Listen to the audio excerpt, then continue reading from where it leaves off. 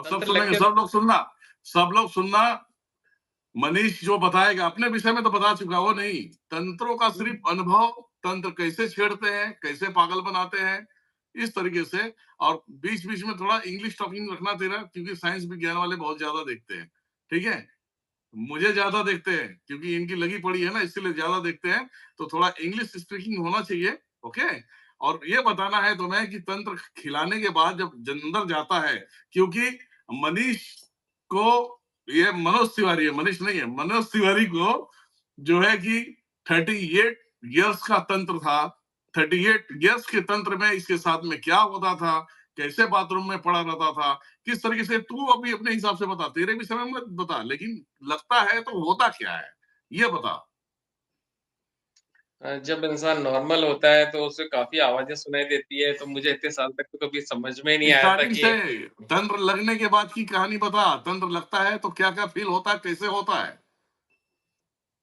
तंत्र जब लगता है तो इंसान है ना, जो काम करना चाहता है वो कभी कर ही नहीं पाता है। पढ़ाई करके पूरा सोता है, एग्ज़ाम होते हैं तो वो एग्ज़ाम में पूरी तैयारी करके जाता है, तो एंड मौके पर पूरा पेपर भूल जाता है और लास्ट के जो 2.5 घंटे का पेपर होता है स्कूल का, तो उसमें सिर्फ़ आधे घंटे में सारा पेपर याद आता है, बाकी 2 घंटे निल हो जाता है माइंड। ऐसा लगता है सब कुछ याद किया कहाँ चला गया? और उस आधे घंटे में आप कितना लिखोगे? आप इतना ही लिख पाओगे ताकि आपके मार्क्स आ जाएँ। एक तो ये रहता है, दूसरा आप जो भी काम करोगे, वो कभी काम है ना आपके कंप्लीट होंगे ही नहीं। आप जो प्लानिंग करोगे वो कभी प्लानिंग सक्सेसफुल होगी नहीं। चाहे वो करियर में हो, चाहे एजुकेशन में हो, चाहे आपकी लाइफ के कोई भी फ्यूचरिस्टिक आप बनाते हो प्रोग्राम कि मुझे ग्रेजुएशन के बाद ये करना है, फिर ये कॉम्पिटिशन देना है, वो देना है, कुछ नहीं कर पाओगे। आप दोगे भी तो उसमें सक्सेसफुल नहीं हो पाओगे। क्योंकि आपके साथ जो एनर्जी रहती है, वो आपकी सारी प्लानिंग फेल करती रहती है। और आपको काफ़ी आवाज़ें सुनाई देती है, आपको लगता है कि आपका मन बहुत ज़्यादा चंचल है, तो वो मन की आवाज़ें नहीं होती, वो सारे जो आपके सराउंडिंग पे आपके ऊपर जो छोड़े हुए होते हैं, आपके परिवार के नाम से, आपके घर के नाम, वो सारी चीज़ें आपको अटैच होती है। कहते हैं ना, जो चुंबक होती है, तो उसी तरफ सारी चीज़ें आयरन अट्रैक्ट होता है, उसी तरह से जो जिसके नाम से किया हुआ होता है, जिसको टारगेट बनाया हुआ होता है, तो उसी के ऊपर सारी चीज़ें आती है और उसको लगता है उसका मन बहुत चंचल है, तो 4 या 10 बातें आती है, लेकिन वो सोचता है कि ये करूँ, वो करूँ, वो करूँ, कुछ नहीं कर पाता। फिर वो अपनी मदर-फ़ादर से गाइडेंस लेता है कि मेरे को इतना चंचल मन क्यों, तो मदर कहती है कि हमको तो ऐसे विचार नहीं आते, तुझे एक साथ 10-12 विचार आते हैं, तो कुछ ज़्यादा मत सोचा कर, शांत रहा कर और मेडिटेशन किया कर। लेकिन वक़्त के साथ ये चीज़ें बढ़ती जाती है और आपके अनसर्टेन आपके एक्सीडेंट्स होते रहते हैं और लेकिन आप मन के अंदर तो भगवान को अपने इष्ट को ध्यान में रखते हो तो आप सक्सेसफुल धीरे-धीरे कहते हैं ना कछुए की गति से होते रहोगे। लेकिन एंड मौके पर आपको लाइफ में इतने हॉस्पिटलों के चक्कर काटने पड़ेंगे, इतने काटने पड़ेंगे, कभी डॉक्टर से सैटिस्फाई होगे ही नहीं, क्योंकि ये चीज़ें आपको बीमार ही रखती है। कभी ये हेल्थ को अपडेट होने नहीं देती है। तो आपको तब लग जाए 10 साल के अंदर, 15 साल के अंदर तो आपको किसी संत को दिखाना चाहिए, ये महाराज को दिखाना चाहिए क्योंकि एकदम से इंसान तांत्रिक के पास नहीं जाता है, तो अपने धर्म गुरु गुरु के पास जाता है। तो सनातन वाला होगा तो महाराज के पास जाएगा, जैन वाला होगा तो हम जैन मुनि के पास गए। तो उन्होंने कहा उनको तंत्र का ज्ञान होगा तो वो बताएँगे कि आप किसी और ज्ञानी को दिखाओ, नहीं ज्ञान होगा तो वो यही कहेंगे कि आप हॉस्पिटल में जाके दिखाओ।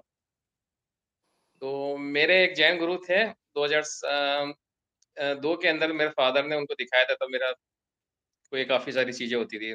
20 साल से तो मेरे को मालूम चल रहा है, 2 सन 2000 से कि ये चीज़ें कुछ है। तब तब से मैं इलाज करा रहा हूँ। तो उन्होंने बताया था कि कुछ कर रखा है आपके परिवार पे। क्या कर रखा है ये नहीं मालूम। तो मैं तो सोचा कि इधर से भूत आता है, इधर से चला जाता है। जैसे प्लेन टेक ऑफ और लैंडिंग करता है ना उस पे मतलब लैंड के ऊपर। तो आज आया जैसे भेजने वाले ने भेजा इधर से कोई क्रिया करके और उधर से निकल जाएगा, तो निकलते-निकलते ज़िंदगी के कितने साल निकल गए, कभी निकले ही नहीं पूरी चीज़ें। अब मैं दिनेश्वर महाराज जी के पास आया तब इनके पास पूरी जड़ क्लियर लाइफ ऐसी होती है। मेरी मदर सोचती थी ये 2-4 दिन में ठीक हो जाएगा, 2-4 दिन की ज़िंदगी के कितने साल निकल गए।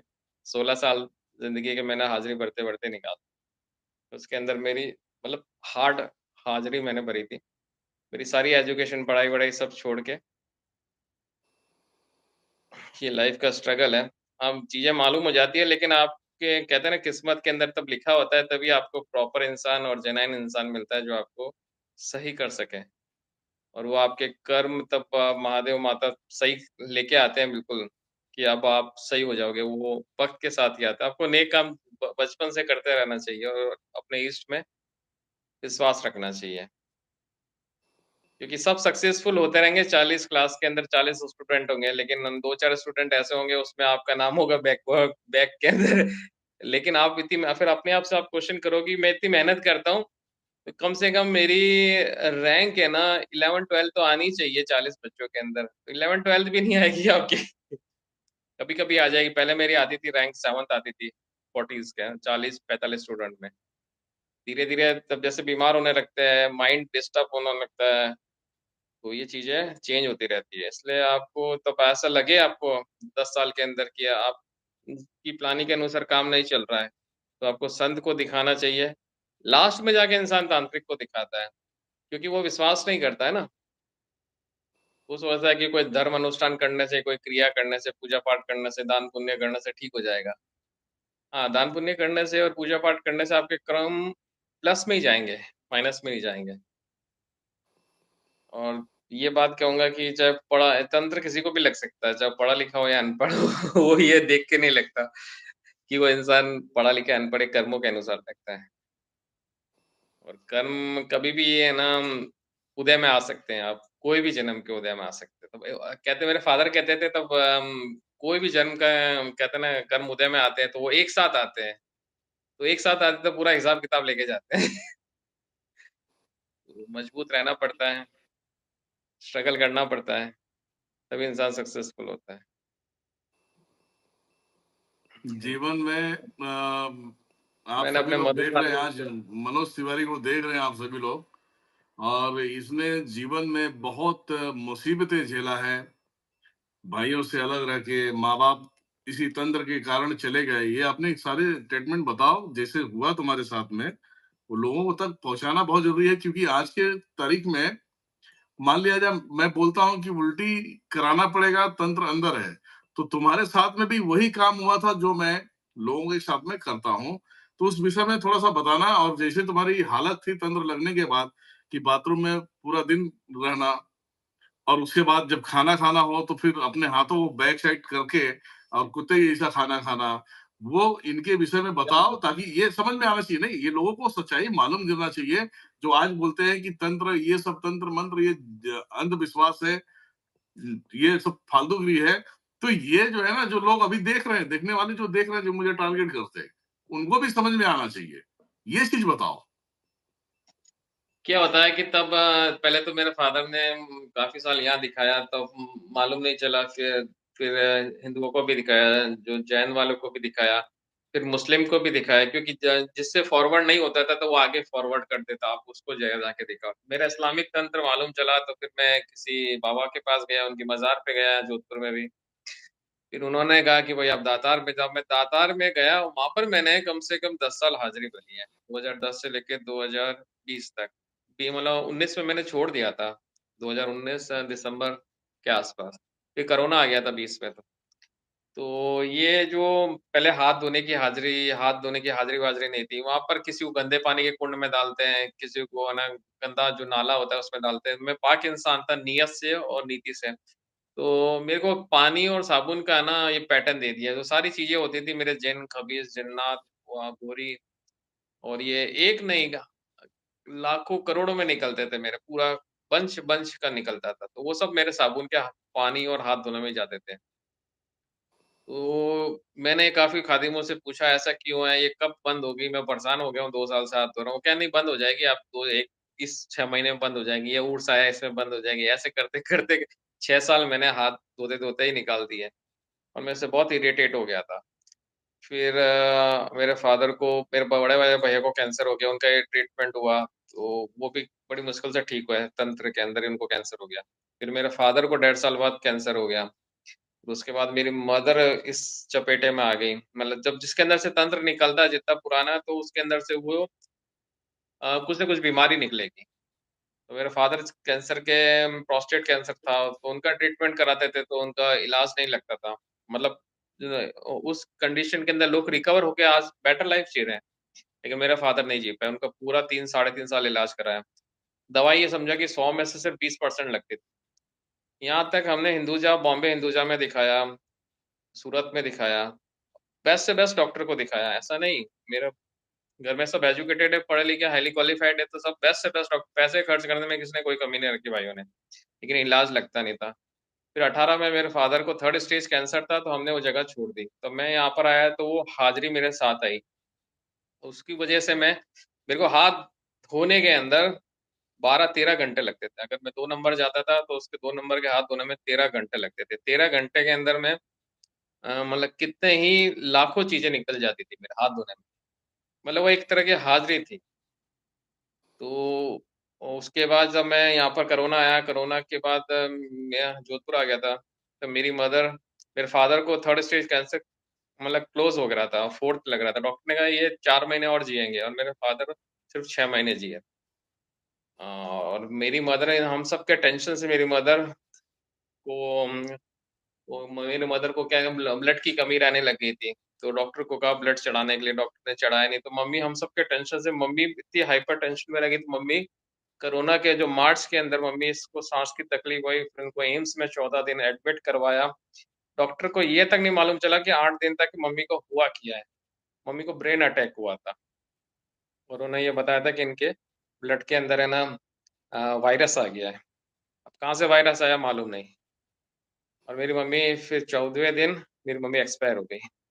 और मैं हाथ नहीं धो पाता था, क्योंकि है ना मुझे 13 घंटे मेरी मदर खड़ी रहती थी तब धोते। रोज़-रोज़ मेरी मदर नहीं खड़ी रह पाती थी। तो मैं भगवान को कहता था, या तो मेरे को उठा लो मेरे घर के पीछे। बहुत मतलब 84 खरब डेटा निकला है मेरे अंदर से। डेटा को आप समझ सकते हैं, जिन-जिन्नात, खबीस, जो दुनिया की 84 योनियाँ होती है ना, उसमें इतना जो होता है ना, वो सब कुछ निकाला है। तो खरब जो जिन-जिन्नात, और क्या बोलूँ, मेरे को 84 खाते के अंदर जितने भूत जो भी कैटेगरी आती है वो ना, सब वो निकले। वो बाद में आएगा, वो बाद में आएगा। और जो निकला वो भी रुको, जो निकला वो निकला। इस तंत्र के कारण में तुमने अपने माँ बाप को खो दिया। लास्ट हाँ, में सबके सपोर्ट मिलने कम हो गए। हाँ, जो सोचो सारी चीजें, जो तब। हरकतें होती थी, हरकतें बतानी है, एक्चुअल हरकतें क्या होती थी हमारे साथ, वो चीज फिर है बतानी है। ना, फिर उसके बाद मेरे भैया मेरे फादर को लेके चले गए, और ये हरकत ये होती थी कि वो मेरे को हाथ नहीं धोने देते थे, नहाने नहीं देते थे, और है ना मेरे को, मैं इस घर में रहता था तो मेरे को कहते थे तुम सुसाइड करके मर जाओ, फांसी लगा के मर जाओ, जल के मर जाओ। मैं बहुत, मेरी मदर के जाने के बाद मैं बहुत टूट गया था, और मदर के जाने के 8 दिन बाद मेरा फादर जो 3rd कैंसर उनका क्रॉस हो गया, तो वो एक्सपायर हो गए। उसके बाद मेरे घर वाले तो मेरे को मेंटल में हॉस्पिटल में डालने तक के राजी हो गए। तो मैंने उनको कहा कि यार मैं मेंटल नहीं हूँ, मेरा प्रॉपर कोई जो कोई सही तांत्रिक से इलाज कराओ। अगर वो कह देता है कुछ नहीं है, तो फिर मैं मेंटल हॉस्पिटल में जाके रह लूँगा, किसी के साथ नहीं रहूँगा। लेकिन है ना, वो कहते थे कि यार तेरे पे चीज़ें तो हमको क्यों नहीं दिखती है? मैंने कहा ये सबके साथ ऐसा हो, जिसके ऊपर चलती है ना उसी को दिखती है, दूसरों को नहीं दिखती है। तो मैं इसका सर्टिफ़िकेट कैसे दूँ यार? मैं ऐसे कैसे सर्टिफ़िकेट दूँ यार कि है ना मेरे को दिखती है, तुमको नहीं दिखती है। तो मेरे फ़ादर के एक्सपायर होने से पहले अम, मैंने विशाल नाथ जी को कॉल पे दिखाया था, और आपका भी देखा था। आपका 15 दिन पहले देखा था, फिर 1-2 महीना आपका ड्रॉप हो गया था। कर नहीं पाए थे, मेरे फादर एक्सपायर हो गए। हम्म। चॉइस। फिर उसके बाद 2 महीने बाद मेरे भैया ने कहा कि इन महाराज जी का है, ये नींबू का करते हैं, तो इनके पास चलें। अगर इनसे ठीक नहीं हुआ ना, तो फिर मैं तेरे को किसी है ना वो मेंटल रिहैबिलिटेशन सेंटर वहाँ पर तुझे डाल दूँगा, ताकि वो तेरे को कैसे तेरे साइकोलॉजिकली, मेंटली मेंटली तेरे को ट्रीट करेंगे, और तेरे बिहेवियर को चेंज करेंगे। भूत-वूत कुछ नहीं होता है। ये सब मतलब बकवास है, पाखंड है। तुमने दरगाह छोड़ दी, तो अब कहाँ से आ गया? तो मैंने कहा छोड़ने से क्या होता है? हम दुनिया में जिस कोने में रहेंगे वहाँ हमारे साथ अटैच रहेंगे, जब तक इसका निवारण नहीं हो जाता। तो उन्होंने कहा ठीक है, मैं लास्ट इन बाबा जी को दिखा देता हूँ, इसके बाद मैं ट्रीटमेंट नहीं कराऊँगा। उन्होंने फाइनल मेरे को कह दिया। मैंने कहा ठीक है, अगर ये मना कर देंगे ना, तो फिर मेरी ज़िंदगी और भगवान की ज़िंदगी। फिर लास्ट में मैं आपके पास नहीं था। ये मेरा किस्मत का, जिसे कहते हैं ना, मेरी ज़िंदगी के अंदर 20 साल के अंदर आप लास्ट आए थे। तो वो आपके पास आया था तो उन्होंने कहा कि हाँ, इन्होंने कुछ कहा तो है, फिर इलाज-विलाज कराया था, आपके पास रहा था मैं। एक बार आया था बर्थडे पे, उसके बाद फिर 9-10 महीने आपके पास रहा था। अब हमारी लड़ाई, तुमने दुनिया घूम लिया, दुनियादारी कर लिया, तुम्हारे पीछे हमने पूरा समय दिया और हमने 9 महीने तक लगातार तुम्हारे ऊपर से हम, क्योंकि एक-एक चीज़ों को जड़ से खत्म करना था। हाँ, हाँ, तो बिल्कुल। जड़ से खत्म किया और जितने चीज़ें मतलब कि 9 दुर्गा शक्तिपीठ में, मेरे पास नहीं, 9 दुर्गा शक्तिपीठ में जितने चीज़ें तुम्हारी निकली है और कैसे निकली है, कितनी परेशानियों से निकली है, ये भी यहाँ पे बताया है। मेरी वाली चीज़ें तो मतलब गुरुजी ने सबसे पहले तो मैं आया था, तो मेरा तंत्र काट किया था और उसी शाम को मेरा उल्टी का गुरुजी ने वो रखा था, प्रोग्राम रखा था और मैं अकेला ही था क्योंकि मैं ट्रैवल करके आया था कम से कम 8, 9, 10 घंटे। तब मैं सूरत रहता था गुजरात में, ब्रदर के यहाँ। तो उस टाइम बारिश-वारिश थी तब गुरुदेव बनारस से आए थे, उस टाइम बनारस पे कहीं टूर पे गए हुए थे। तब मैं उन दिनों बारिश में ट्रैवल करके आया था, तो गुरुजी ने मेरा उल्टी का करके वो पूरा तंत्र काटा था। उसके बाद भी काफ़ी चीज़ें मेरी ऐसी थी पाताल तंत्र वाली, काफ़ी परिवार की थी, वो आती रहती थी। वो जाने के बाद जो तांत्रिक था वो भी बॉडी पे कहीं छुपा रहता था, वो भी वापस आने लग गया, उसको भी काटा था। ऐसे बहुत सारी चीज़ें थी, फिर उसके बाद गुरुजी के साथ रहा था तब महादेव का आगमन हुआ था गुरुदेव पे, फिर उसके बाद जिन्नात और खबीसों का पूरा खात्मा किया था। ये पूरा एक प्रोसेस था। फिर मेरा दिवाली पे कटा था और जो थोड़ा बहुत रह गया था, वो होली पे कटा था। फिर होली के बाद मैं घर पे आ गया। क्योंकि वो तो एक जो ये आप कहते हाँ, बोलो, बोलो, बोलो, हाँ, बोलो। आप कहते थे कि अगर दिवाली पे तो मेन कट जाता है, दिवाली की चौदस की रात पे, उसके बाद अगर कोई कुछ किसी का कुछ रह जाता है, तो होली की जो जलने वाली होती है ना जिसमें होली जलाई जाती है और किसी का ऐसा भयंकर तंत्र होता है जो नहीं कट पाता है, कोई चीज़ें रह जाती है जड़ और वो होली पे कटता है। तो फिर मेरा होली पे कटा, कुछ चीज़ें रह गई थी। होली होली का जो चंद्रकाट का जो समय होता है, उस समय में पराशक्ति परमेश्वरी वो स्वयं आती है। हाँ, हाँ, हाँ, बिल्कुल माता अलग रूप पराशक्ति में आती परमेश्वरी स्वयं आती है और वो जब आती है, वो प्रचंड रूप में होती है। वो चाहे खबीज हो, चाहे किसी भी प्रकार का तंत्र तुम्हारे ब्लड के अंदर घुस के बैठा है, तो उसके आने से जब वहाँ पे कार्य करते हैं, वो सब सारी चीज़ें कट जाता है और पराशक्ति को बुलाना हर किसी के बस की बात नहीं है। हाँ, है हाँ, ना? वो ये बिल्कुल सही है, माता का हाँ, नया रूप रहता हाँ। उसको बुलाना हर किसी के बस की बात नहीं है और लोग जो कहते हैं कि हम ये कर देते हैं, वो कर देते हैं, तो मुझसे मैं ये नहीं कहता कि मैं बहुत बड़ा नॉलेजदार हूँ या बहुत बड़ा ज्ञानी हूँ, पर हाँ, जितना ज्ञान मुझे है ना बेटा? हाँ, गुरुदेव। जितना ज्ञान मुझे है, मैं तो बोलता हूँ इस संसार में किसी के पास नहीं होगा। ये मैं गर्व से कह रहा हूँ क्योंकि माता रानी का ज्ञान दिया हुआ है, महादेव का है, काल भैरव का है, नारायण का है। तो उनके दिए हुए ज्ञान के ऊपर मैं थोड़ा-सा भैया अहम दिखा सकता हूँ क्योंकि हमने खुद से किसी जीते जागते इंसान से ज्ञान नहीं लिया है। हाँ, गलत हाँ, बोल रहा हूँ मैं? आपने माता से जीते लिया है, अभी मैं आपके पास रहा हूँ, बिल्कुल सही बात। हाँ, तो हमने इंसान से नहीं लिया है, किसी मानव शरीर के गुरु से नहीं लिया है, ना हमने किताबी ज्ञान से लिया है। अगर जो कुछ भी लिया है, साक्ष्य है। ये लड़का साक्ष्य है कि हमने जो भी ज्ञान लिया है, सब महादेव, माता और नारायण से लिया है, काल भैरव से लिया है, शमशान काली से लिया है, सभी माताओं से लिया है। परंतु हमने इंसान से ज्ञान नहीं लिया, इसलिए हम अपने जगह पे कभी भी राइट होते हैं, रॉन्ग जाने की कोई जरूरत नहीं होती है। बोल बेटा। नहीं, गुरुदेव के साथ रह के मैंने तो बहुत कुछ ज्ञान हासिल किया है क्योंकि मेरी दृष्टि पहले से एक्टिव थी। मैं गुरुजी के पास आया था तो बहुत ज्ञान मिला मुझे, जड़ से मिला। आज जो आप लोगों को यूट्यूब से मिलता है, मैं इनके पास रह के मैंने इनसे ज्ञान लिया जड़ मतलब कहते हैं जड़ रूप से। हम्म। तो गुरुजी के पास रह के कहते हैं ना ये धरती 3 लोक होते हैं, एक धरती होती है, एक आसमान होता है, एक पाताल होता है। तो तीनों लोगों का ज्ञान लिया है और दृष्टि से साक्षात सब कुछ देखा है। तो मेरा तो उद्धार ही हुआ है। नहीं, ये सब सारी चीजें होती है, मतलब कि इसलिए तुम्हें बोला कि ये सब सारी चीजें इन लोगों को मालूम होना चाहिए कि क्या होता है कि लोग पागल होते नहीं है, पागल बनाया जाता है। हाँ, हाँ। मैं ये घरवालों को यही तो कहता था कि ये जो चीज़ें आती है ये मेरे से काम करवाती है। तो वो कहता था हमको क्यों नहीं दिखती है? हमको तो दिखनी चाहिए ना। तेरे तू कहता है तू मम्मी-पापा को कहता था तेरा इलाज कराते-कराते मम्मी-पापा दुनिया से चले गए। हमारे पास इतना टाइम नहीं है, हम अपनी जॉब करें, अपनी बीवी को सँभालें, बच्चों को सँभालें या तेरे पीछे बैठे रहें। तेरे को तो मेंटल रिहैबिलिटेशन सेंटर में डाल देते थे, वो तुझे मेडिटेशन सिखाएँगे, प्रॉपर सोना-उठना सिखाएँगे और है ना टाइम पे सोएगा, टाइम पे उठेगा, कोई तंत्र नहीं होता, कोई भूत नहीं होता। होते तो मम्मी-पापा 10 साल में इलाज करा लेते। अब और कहाँ और कौन-सा भूत रह गया है, हम कहते थे यार। मैंने कहा यार क्या बोलूँ मैं तो है ना सद स मतलब मैं सदमा खा जाता था। मैं कहना आज मैं इतना पढ़ा लिखा एमबीए हो गया, फर्स्ट क्लास मतलब 68% से आज मैं जॉब करता था, 16 साल का मेरे को एक्सपीरियंस होता। तो मैंने कहा अब इनको क्या समझाऊँ यार, वो मेरे से ज़्यादा ज्ञानी है मेरे भाई लोग। लेकिन है ना वो समझते ही नहीं थे। इसलिए मैं कहता हूँ कब किसी इंसान को अगर 8-10 साल या 5 साल भी अगर उसको मालूम चलना ऐसा आभास होने लग जाए कि उसके ऊपर कुछ एक्टिविटी है, मैं चलता था तब मेरे को मालूम चलता था कि मेरे पीछे कोई चल रहा है। लेकिन मैं बात मेरी मदर से करता था।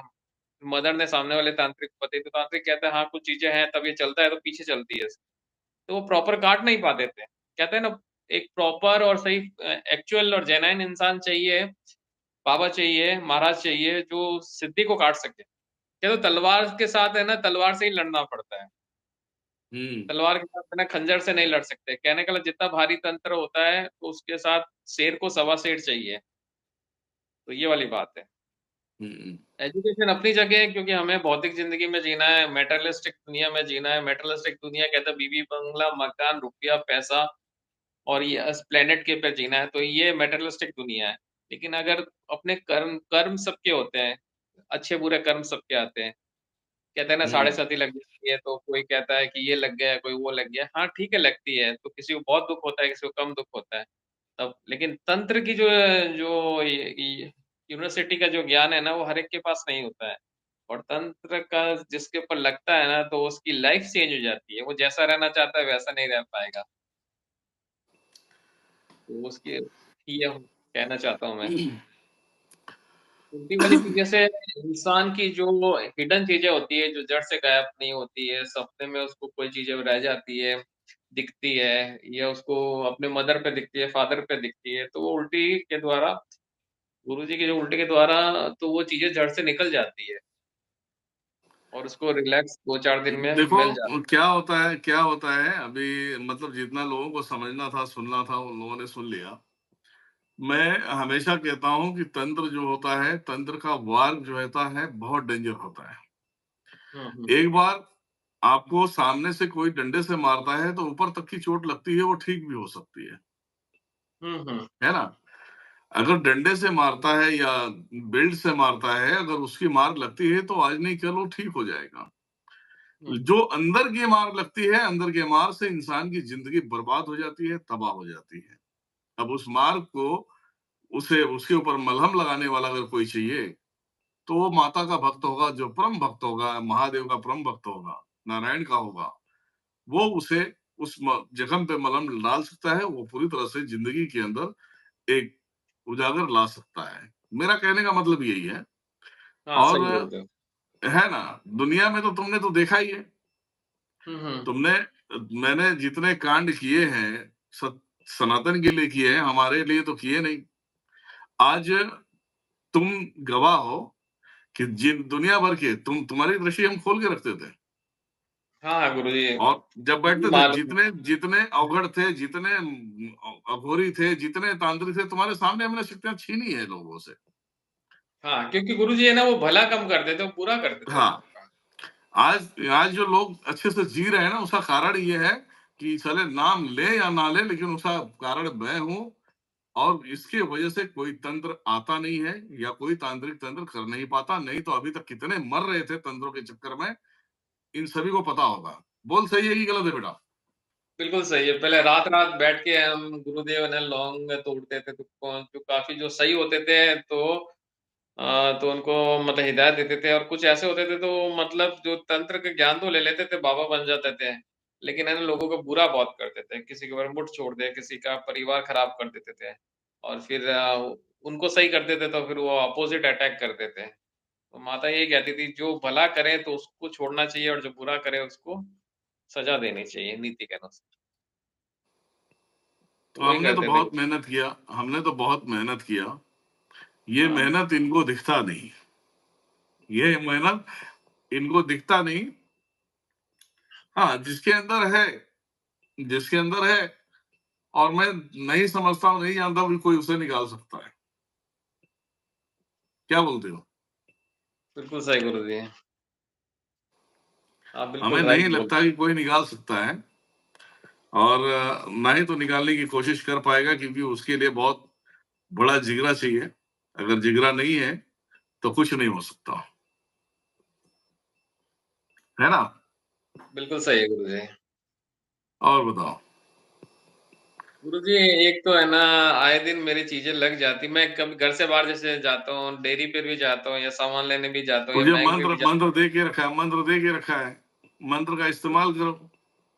हाँ, तो मैं उबड़ का मंत्र करता हूँ, कभी तो मेरे को दृष्टि में प्रॉपर क्लियर दिख जाता है मन की गति में और कभी नहीं दिख पाता है, तो नहीं निकल पाती है, तो फिर मुझे 2 दिन बाद लगता है कि अभी भी क्लियर नहीं निकला है, मैंने लॉन्ग तो तोड़े।